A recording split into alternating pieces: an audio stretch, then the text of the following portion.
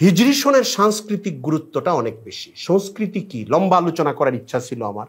সংস্কৃতি একটা বিশাল ধোঁয়াশাপূর্ণ জিনিস, যেরকম মিডিয়া, যে সিনেমায় কাজ করে সেও বলে আমি মিডিয়ায় কাজ করছি। আবার আমরা যারা দিনের কথা বলি, পরে আবার প্রচার হয়, আমরাও বলি আমরা মিডিয়াকে ব্যবহার করছি। মাঝখানে অনেক কিছু, যারা নিউজ করে তারা মিডিয়া, বিবিসিও মিডিয়া, ফিল্ম করে, মুভি করে, তারাও বলে আমরা মিডিয়ায় আছি, নাটক করে এরাও বলে আমরা মিডিয়ার জগতে আছি। তাহলে মিডিয়া আসলে কি? বিনোদন আইটেম থেকে নিয়ে ইনফরমেশন প্রচার বলেন, ধর্ম প্রচার বলেন, মতাদর্শ প্রচার বলেন, অথবা ইনফরমেশন এক জায়গা থেকে আরেক জায়গায় নেওয়ানো বলেন, টোটালটাই মিডিয়া। সংস্কৃতিটাও এরকম, এটার নানান রূপ আছে। এটার একটা কমন অর্থ হইল সমাজে প্রচলিত জিনিসগুলোকেই সংস্কৃতি বলে। এটা নেগেটিভ দিক থাকতে পারে, ইতিবাচক আবার পজিটিভ দিক থাকতে পারে। হিজরি সন যেন মুসলমানদের কাছ থেকে হারায় না যায়। হিজরি সন আসলে প্রতিটা মাসকে মনে রাখা মুসলমানদের, আমরা যেরকম জানুয়ারি ফেব্রুয়ারি আর বৈশাখ জ্যৈষ্ঠ আমাদের মনে আছে, মুসলমানের সন্তানদের দায়িত্ব হলে স্কুলগুলি তখন নাচ গান শেখানোর প্রতি মনোযোগ বেশি দিয়ে দিচ্ছে। সিলেবাসে আছে এই পরিমাণ নাচ শিখতে হবে, আবার আপডেট জানাইতে হয়, হারমোনিয়াম বাজাইলো কি না, এটা করলো কি না, তার স্কিল বৃদ্ধি হইল কি না, নৃত্যকলা ইত্যাদি ইত্যাদি কত কলা আছে এখন দেশে।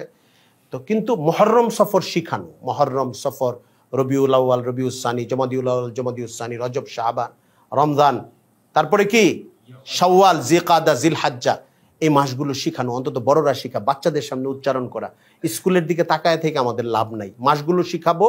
হিজরত কোত্থেকে আসলো, হিজরি সন কোত্থেকে আসলো, এক একটা মাস আসবে, অনেক মাসেরই কিছু আমল আছে, আবার অনেক জায়গায় অনেক মাসকে কেন্দ্র করে অনেক বেদাতি আমলও যুক্ত করে দেয় অনেকে, ওইখান থেকে পরহেজ করাবো, রুসুম থেকে, যেগুলি শরীয়তে ভিত্তি নাই, কিন্তু যেখানে শরীয়তের আমল নির্ধারিত করা আছে, আমরা ওই মাসটাকে গুরুত্ব দেওয়া, আমলগুলো করা, আমাদের নতুন প্রজন্মকে জাগ্রত করব এবং ইসলামের ইতিহাসের সঙ্গে, ইসলামের কালচারের সঙ্গে, ইসলামের জীবনযাত্রার সঙ্গে, ইসলামের জীবন পদ্ধতির সঙ্গে, আবেগের সঙ্গে এবং ইতিহাসের বিভিন্ন মাইলস্টোন বা সূত্রগুলোর সঙ্গে আমাদের নতুন প্রজন্মকে পরিচিত করানোর অন্য অনেকগুলি মাধ্যমের মতো এটাও একটা মাধ্যম।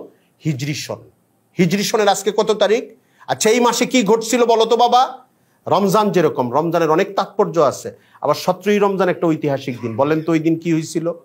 বদরের যুদ্ধ হয়েছিল। নতুন প্রজন্মকে জানানো, পরে 5টা বাক্যে বলতে বলা যে বদরের ইতিহাসটা কি বলো তো বাবা, দেখি কি হয়েছিল, বদর কি জিনিস। না হলে আমাদের সহযোগিতা করা, তাকে জানানো, শোনানো, যেন আমার নতুন প্রজন্ম জানে ইসলামের ইতিহাসে কি কি ঘটছে। আল্লাহ তাআলা আমাদেরকে হিজরি সনের প্রথম মুহূর্ত থেকে পেছনের সব গুনাহ মাফ চাওয়ার এবং আমাদেরকে মাফ করে দেন আল্লাহ, এবং সামনের সময়টাকে দিন, ইমানের সঙ্গে, সালামতের সঙ্গে, শান্তির সঙ্গে জীবন কাটানোর তৌফিক দান করেন। আমাদের মজলুম ভাইরা যারা পৃথিবীর বিভিন্ন প্রান্তে মজলুম অবস্থায় আছেন, বিশেষ করে ফিলিস্তিনের ভাইরা, তাদের এই নতুন বছরের প্রথম প্রহরেই আল্লাহ তাআলা তাদেরকে বিজয় দান করেন। আমরা দোয়া করতে থাকি, বিজয় তো দিবেন আল্লাহ। অনেকে বলে যে হুজুর অসম্ভব জিনিস চান কেন? অসম্ভব তো ভাই আপনার কাছে, আমার কাছে। আমার তো মন চাই এই কথা বলি যে ইসরায়েলকে কেচার মতো ক্ষমতা আল্লাহ তাআলা ফিলিস্তিনি ভাইদেরকে দিয়ে দেন। আপনি বলবেন যে কেমনে দিবেন? আল্লাহ দিবেন, অথবা আল্লাহ দিবেন না, আমার চাইতে অসুবিধা কি?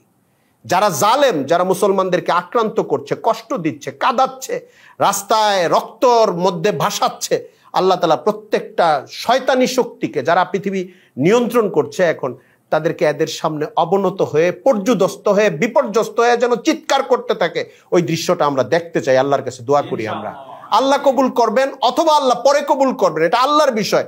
আমার চাওয়ার মধ্যে কার্পণ্যের তো কোনো দরকার নাই, আমি দিল খুলে আল্লাহর কাছে চাইবো। আল্লাহ তাআলা সকল মজলুম মুসলমানদেরকে মুক্তি দান করুন। ওয়া আখিরু দাওয়ানা আনিল হামদুলিল্লাহি রাব্বিল আলামিন।